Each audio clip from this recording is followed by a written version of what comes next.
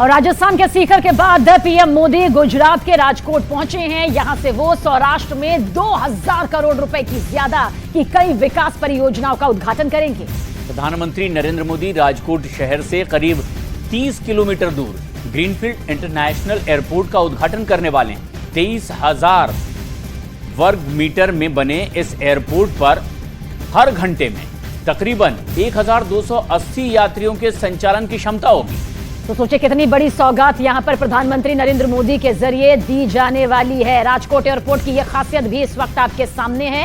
PM Modi का ये गुजरात दौरा, और आप समझिए ये एक ऐसी सौगात है जो सफर को न सिर्फ आसान कर देगी बल्कि हाई टेक्निक से ये लैस होगी। 1400 करोड़ रुपए से ज्यादा रेन वाटर हार्वेस्टिंग की व्यवस्था इसमें की गई है।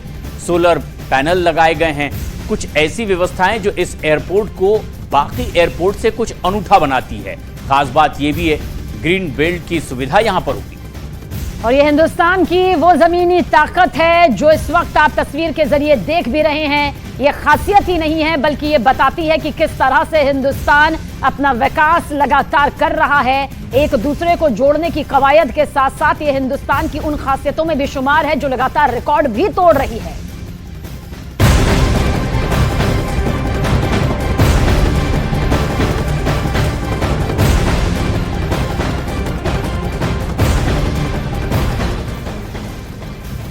और एक बड़ी खबर, ईडी के डायरेक्टर का कार्यकाल बढ़ा दिया गया है। 15 सितंबर तक अब ईडी के डायरेक्टर का यह कार्यकाल बढ़ा दिया गया है। ईडी के डायरेक्टर संजय मिश्रा का कार्यकाल 15 सितंबर तक बढ़ाया गया है।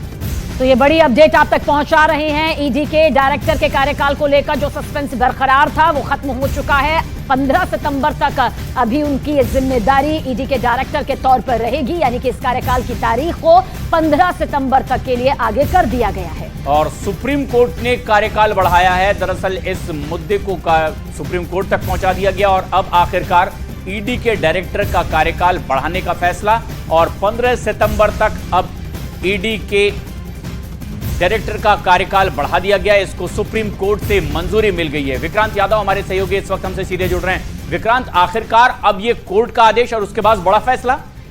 देखिए, सुप्रीम कोर्ट का क्योंकि आदेश था इस मामले में कि उन्हें 31 जुलाई तक रिटायर करना होगा, अपने पद को छोड़ना होगा, और उसके बाद सुप्रीम कोर्ट में केंद्र सरकार की तरफ से ही ये याचिका कल लगाई गई और ये कहा कि एफएटीएफ को लेकर एक बड़ी मुहिम भारत सरकार की तरफ से संजय मिश्रा देख रहे हैं, और अगर उनका कार्यकाल इस समय नहीं बढ़ाया गया तो एफएटीएफ के फ्रंट पर भारत को काफी नुकसान हो सकता है, और वो काफी समय से इसे डील कर रहे थे।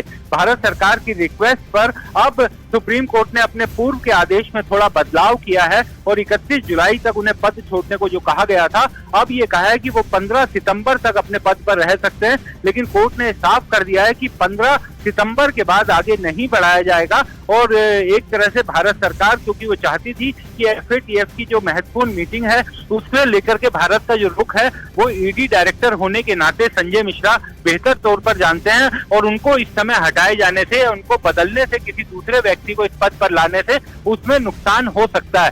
तो अब एक ब्रीजिंग कहा जा सकता है कि भारत सरकार को भी इस मामले में राहत मिली है और वो चाहते थे कि इस मामले में कार्यकाल बढ़े, और इसी कारण कल एक आपात याचिका दाखिल की गई थी जिसमें सुप्रीम कोर्ट से उनके आदेश के खिलाफ याचिका में मांग की गई थी कि इस कार्यकाल को बढ़ाया जाए।